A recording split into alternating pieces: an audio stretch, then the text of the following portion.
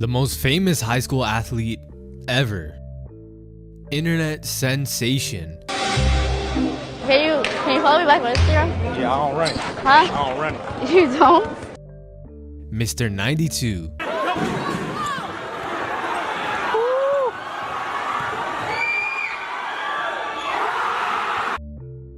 As LaVar would put it, no, he don't like the attention at all. He loves it.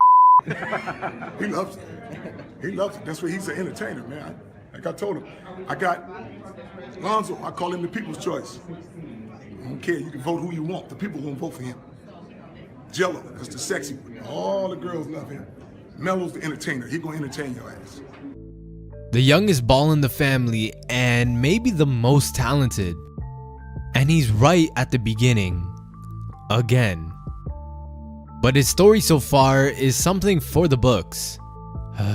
Man, how the days go by.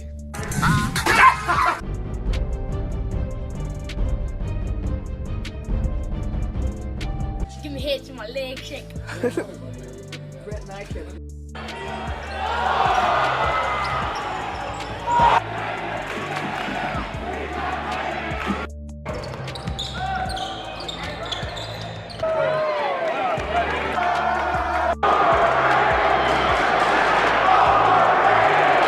LaMelo. He's just going to keep getting better and better every day, because I told him this, not how much money you make, but if you want to be the best in the world, the best ever, you got a lot of work ahead of you. What's good, everybody? It's Handles, and we're going to go through the wild journey of, you've heard the name, LaMelo Ball. Melo was born on August 22nd, 2001 in Chino Hills, California, and despite being only 19 years of age, he was selected as the 3rd overall pick by the Charlotte Hornets in the 2020 NBA draft. Congratulations to LaMelo. He's the youngest of the Ball brothers, but some would argue he will fare the best in the big leagues, mainly due to his 6'7" athletic build, ball handling skills, and deep range. He's also got that court vision like Lonzo and that quick shooting release like Jello, which makes him an unstoppable force on offense. Yet, the road to the NBA wasn't always fun and games for LaMelo. To be the most viral player to come out of high school means there's always a target on your back. You got enough fire to act a fool, sleep all day and play video games. But when it comes down to winning, you don't want to win. Because you're getting your ass blasted by 30 points. It goes out of bounds, but whoa. Meet LaVar, father of the 3 Ball brothers and founder of the Big Baller brand. He alone turned all the spotlights to his family by gaining unexpected media attention and using it to his advantage. He mainly did this by saying outlandish things and trolling the public. Guess what? It worked. You said you could beat Michael Jordan Yes. one-on-one. Is that just, are you? No, you know it's real too. He's too small. He's too little. If you're weighing 210 pounds, Right. we playing one-on-one. Yeah. You know I'm undefeated one-on-one. I don't never lose one-on-one. Did you ever play Michael Jordan? If he played me, he'd cry. A lot of people call LaVar a troll for this, but I'd say he's a marketing genius. So before high school, LaMelo built his on-court reputation by playing on his father's AAU team. Most of his life, LaMelo generally played against older and more experienced competition. In 2016, Melo made his official high school basketball debut at Chino Hills as a freshman. He hit the court blazing and was instantly a starter. Along with his 2 older brothers, Melo proved himself to be impactful from the jump, dropping 27 first in his first game. And they never slowed down. That 2016 Chino Hills team ended up taking the state title with a flawless 35-0 record and ranking number 1 in the entire nation. Chino Hills and the Ball brothers were gathering national attention. LaMelo averaged 16.4 points and 4 assists and also took home Max Prep's National Freshman of the Year. But little did they all know, he was just getting his feet wet. As Lonzo graduated and moved on to UCLA, he ultimately took over and proved to everyone he's not just a high school wonder. The sophomore LaMelo picked up the reins at Chino Hills and showed everyone he could be the main ball handler and leader. As for his brother LaAngelo, he was still on the team, and that season they ended with a record of 30-3 and securing the spot as the 4th best team in the country. Yeah, not as amazing without Lonzo, but still very difficult nonetheless. Someone buckets, Quincy used to be born. No, I was the best player in that team. You were the 3rd option, bro. Last year, I'm the best player. I'm first option every year. I had 92, that's all I'm gonna say. All I know is y'all didn't win nothing without me. In that season, LaMelo averaged 27 points and almost 10 assists. But LaMelo stamped his name into history that season in February by dropping 92 points in one basketball game. This game really put him onto the scene. If you didn't know who LaMelo Ball was now, you just did. Despite scoring that many buckets, he couldn't seem to get the hate off his back. Although a lot of analysts criticized him for cherry picking and scoring easy buckets, my opinion on it, if even after 92 points the opposing team couldn't sense how to pick him up, like take a look at this bucket in that famous game.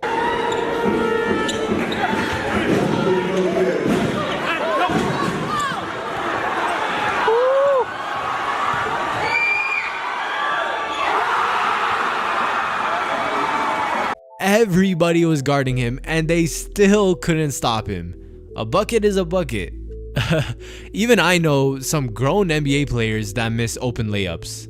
Unfortunately, February was not all filled with W's for the Ball family, and they heard of news that would change everything.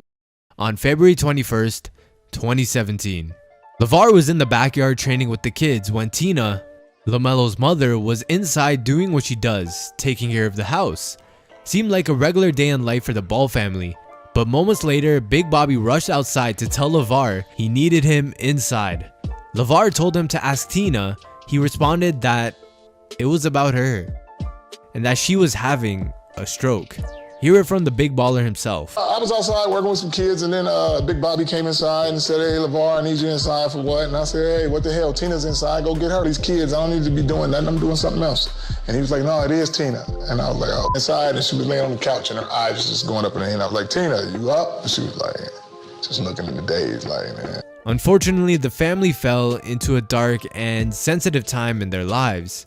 Not knowing if their mother would live on to see the next morning is devastating. The media picked up when Tina was not at Zoe's UCLA games, during which several rumors circulated about her health. Your mom had suffered a stroke, and I just wanted to know if that was the case and how you're holding up. I got no comment on that, man. It's a family thing. Later in an interview with ESPN, LaVar and Lonzo stated that Tina spent 2.5 months in a hospital recovering. The stroke had caused her to lose the ability to speak.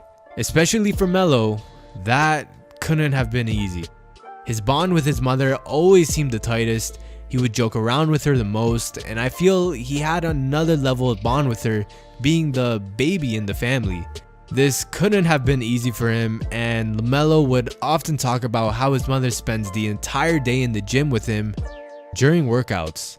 Following Tina's stroke, LaVar told Lonzo and his two sons, 15-year-old LaMelo and 18-year-old LaAngelo, to just focus on basketball. "You all do what y'all do. I got your mama," LaVar told them. LaVar was right. She did get better, from gaining the ability to speak again to be able to walk around without a wheelchair. On June 22nd, 2017, Melo's oldest brother, Lonzo, was selected by the Lakers as the 2nd overall pick. This is where the fun really began for the Ball family. 4 days later, LaMelo would appear on a televised WWE Monday Night Raw segment, also featuring LaVar. Sorry, we have to see that run again. Well, I'll tell you, LaMelo Ball, as a sophomore. LaVar didn't hesitate getting straight into business with The Miz. And I guess LaMelo was so excited. But that was just a tip of the iceberg for the Big Baller brand. They had the world at their fingertips and everyone's attention was unquestionably on them. It felt as though this momentum truly wouldn't come to a standstill. Following later that month, the Big Baller brand team played against future #1 draft pick Zion Williamson in a matchup everyone had their eyes on. It was one of the highest publicized AAU games we had ever witnessed. This game has over 10 million views, and after an intense duel, LaMelo's team ended up losing 104-92. But it wasn't a complete L for Melo, as he outscored Zion 31-28, despite being a year younger and a whole lot lighter. On August 29th of the same year, a new reality TV show emerged from out of nowhere, Ball in the Family. Just like Keeping Up with the Kardashians, but more centered around the boys and basketball. It was a hit, and at this point, it just seems like LaVar just couldn't miss. Yet again, LaMelo wasn't done breaking records as a freshman, becoming the youngest athlete ever to release a signature shoe, the Melo Ball 1. But now things started to quickly change. On October 2nd, 2017, before his junior season, Melo left Chino Hills to be homeschooled because his father disapproved of the newly appointed head coach and school administration. LaVar told Ramona Shelburne from ESPN, "I'm not dealing with that coach. I don't need no distractions from Melo." And a few months later, after Jello's shoplifting incident, he had pulled Jello out of UCLA as he felt like LaAngelo wasn't getting fair treatment from his college, and they both went on and signed with an agent, which in turn, he had no more NCAA eligibility. So all of his plans of college basketball were finished. So LaAngelo and LaMelo signed a deal with a Lithuanian pro team, and LaMelo became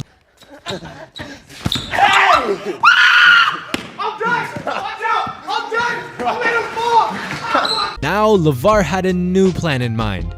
If no one was going to give his boys a proper pro or college experience, he was just going to do it himself.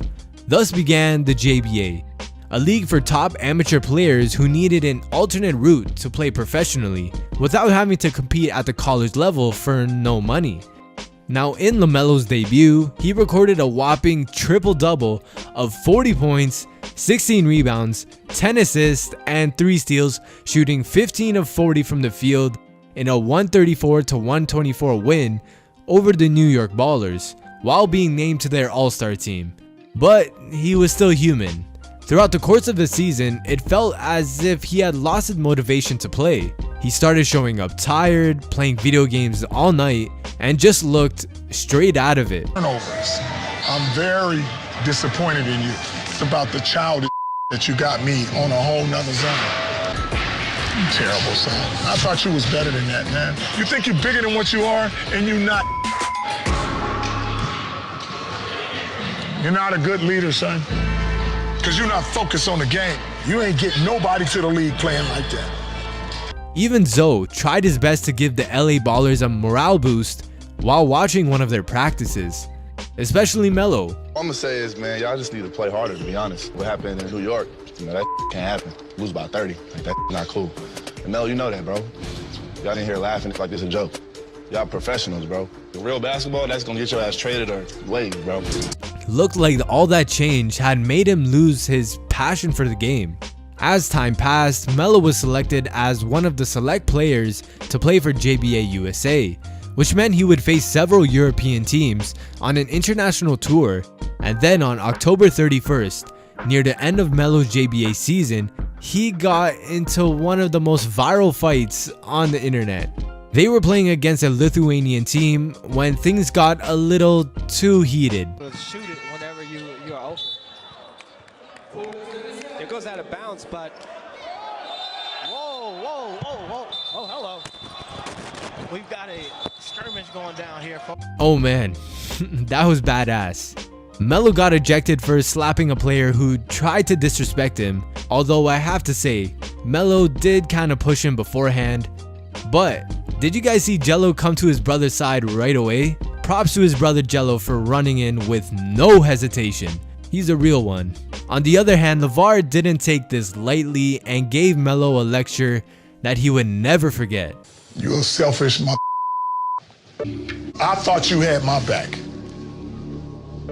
You don't care about nobody on the team. You don't care about winning. You care about yourself. And I'm supposed to be calm. But something was holding him back. Just bothering him to not be able to focus, to be himself. Why wasn't this 17-year-old enjoying his experience abroad? Then it all made sense. He never got to experience his senior year, his prom, his friends, that transition from high school to the real world. Finally, that's when Melo decided he needed to talk to his father about his future. I just want to finish off like my high school, like senior year.